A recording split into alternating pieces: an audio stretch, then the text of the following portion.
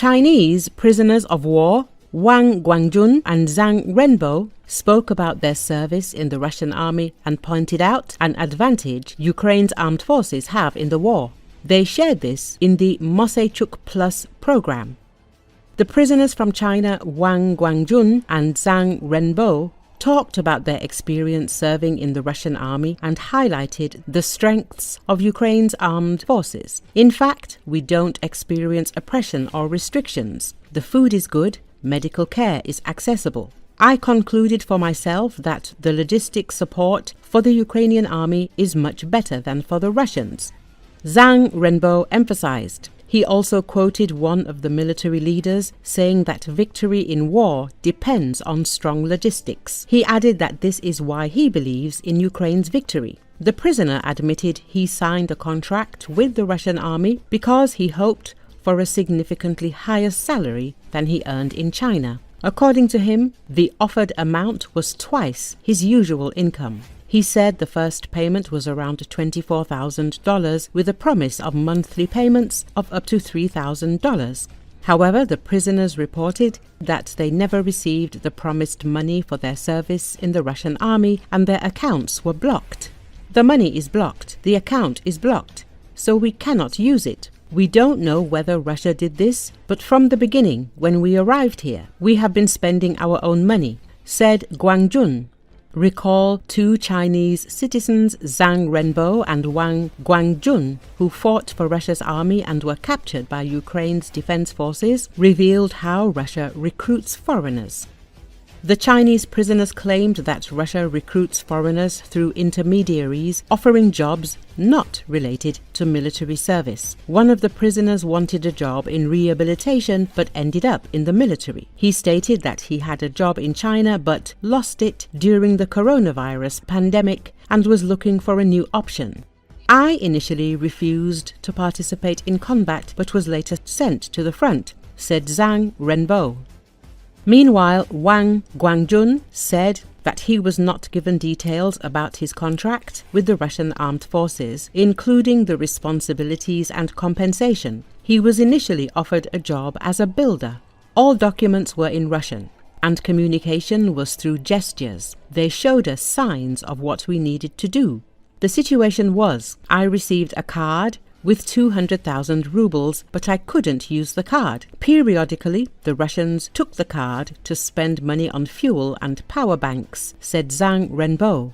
Zhang Renbo also described how he was captured. He said that on December the 20th, 2024, he arrived in Moscow, then went to Rostov, and then to temporarily occupied Donetsk, where he moved from bunker to bunker for about a month, and communicated with soldiers under constant shelling. On April the 5th, he was captured. Both prisoners claimed that they supposedly did not kill Ukrainian soldiers during combat because they weren't on the front line for a long time.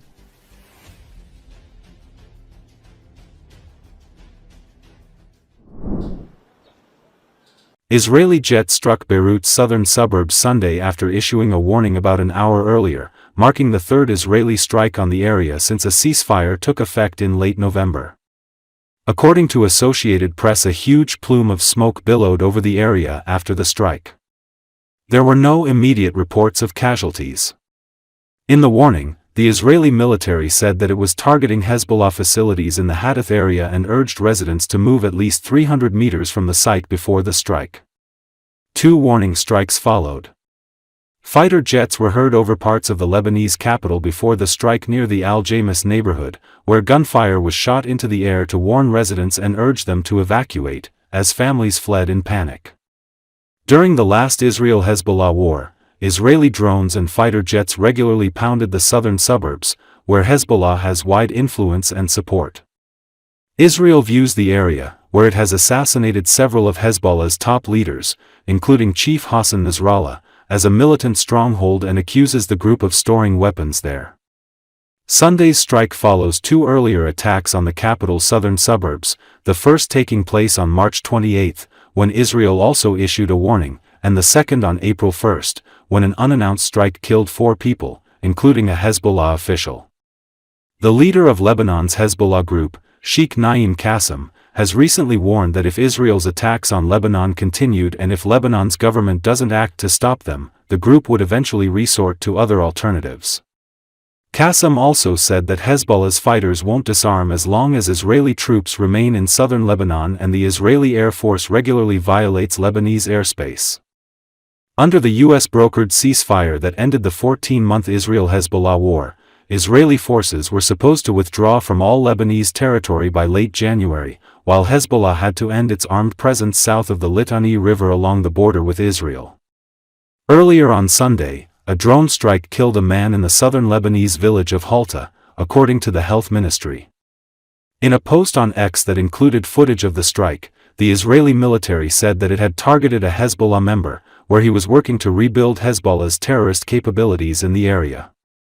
Israel's near-daily airstrikes have killed scores of people, including civilians and Hezbollah members, in southern and eastern Lebanon since the US-brokered ceasefire went into effect, saying it targets Hezbollah officials and infrastructure. Israel says it's targeting Hezbollah holdouts in southern Lebanon.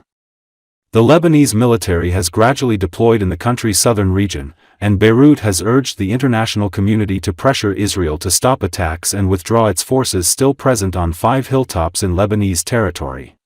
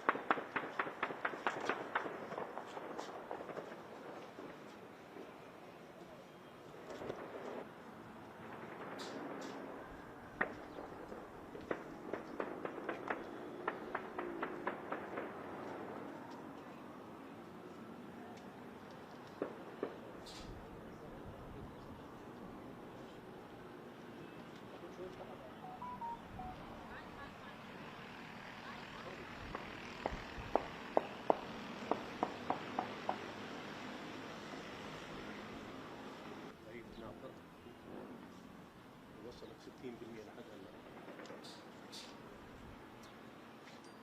عندي الصورة صاروا اثنين نازلين سوا مع بعض.